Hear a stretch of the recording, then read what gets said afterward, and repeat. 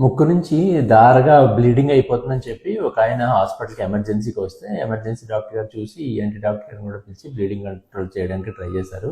అయితే bleeding control అవ్వకుండా BP చాలా ఎక్కువగా ఉండడంతో నన్ను కూడా పిలిస్తే నేను వెళ్ళి చూశాను. అయితే ఆ పేషెంట్ ఆల్రెడీ నా పేషెంట్ అండి. ఇంతకుముందు బీపీ టాబ్లెట్లు అవి నేనే చెప్పాను, నేనే రాశాను అండ్ బీపీకి జాగ్రత్తగా మెడిసిన్ వాడుకోమని చెప్పాను. అయితే చాలాగా రాలేదు ఆయన. అయితే ఈ మధ్య ఈ పండగ టైంలో ఆయన ఏంటంటే ఈ వీడియో ఏదో చూశాడటండి. ఏంటంటే ఒక పేషెంట్ ఎవరో ఒక ఆయన బీపీ గురించి చెప్తూ బీపీ అనేది సాధారణంగా న్యాచురల్గా జరిగే ప్రక్రియ. మన బాడీలో ఏదైనా ఒక అవయవానికి రక్త సరఫరా సరిగా జరగకపోతే ఆ రక్త సరఫరా ఎక్కువ చేయడం కోసం అలా బీపీ ఎక్కువ అవుతుంది. దాన్ని మనం తగ్గించేయకూడదు ట్యాబ్లెట్లు వేసుకొని.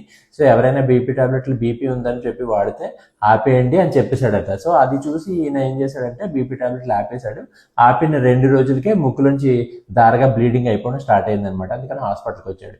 సో ఇలాగా ఉంటాయండి. చాలామంది ఈ వీడియోలు చేస్తూ ఉంటారు. ఈ ఇన్స్టాగ్రామ్లో అవి ఎక్కువైపోయాయి ఇప్పుడు వీడియోస్, ఫేస్బుక్లని.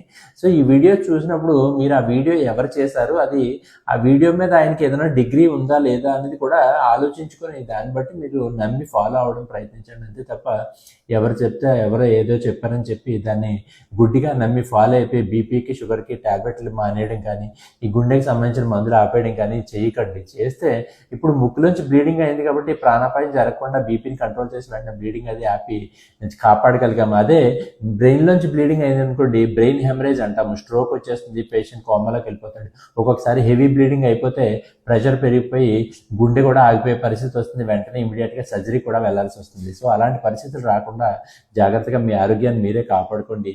ఏవి పడితే అవి వీడియోస్ నమ్మేయొద్దు దయచేసి. Thank you.